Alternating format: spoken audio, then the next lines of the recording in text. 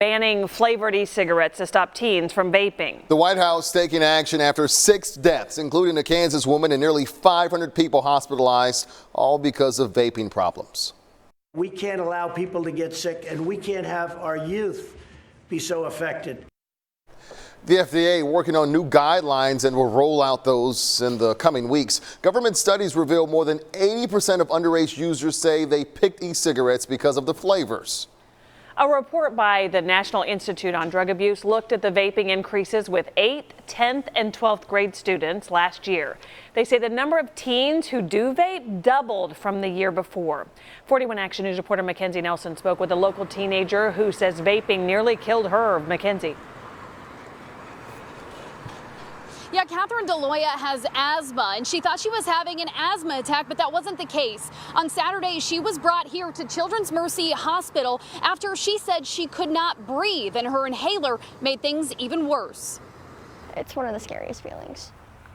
I felt like I was dying. I really did.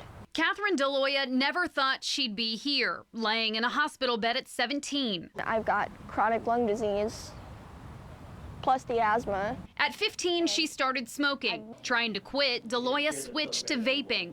I noticed that my asthma was getting a little worse after I switched to the vape and vaping more often. I was vaping more often than I was smoking cigarettes. DeLoya says she was vaping one pod every 2 to 3 weeks. Then she'd have someone of age get her a new one. A whole pod would probably be comparison to maybe 4 packs of cigarettes. In the hospital, she had several tests done. Doctors said DeLoya's lungs looked nothing like a healthy 17-year-old should. They said that my lungs looked decades older than they should have been, compared to, like, you know, a woman in her probably 40s with COPD.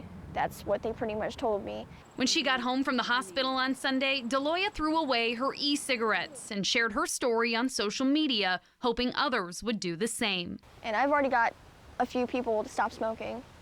Their Juuls and stuff like that. And I'm like, you know, I'm glad I'm making a difference in some people.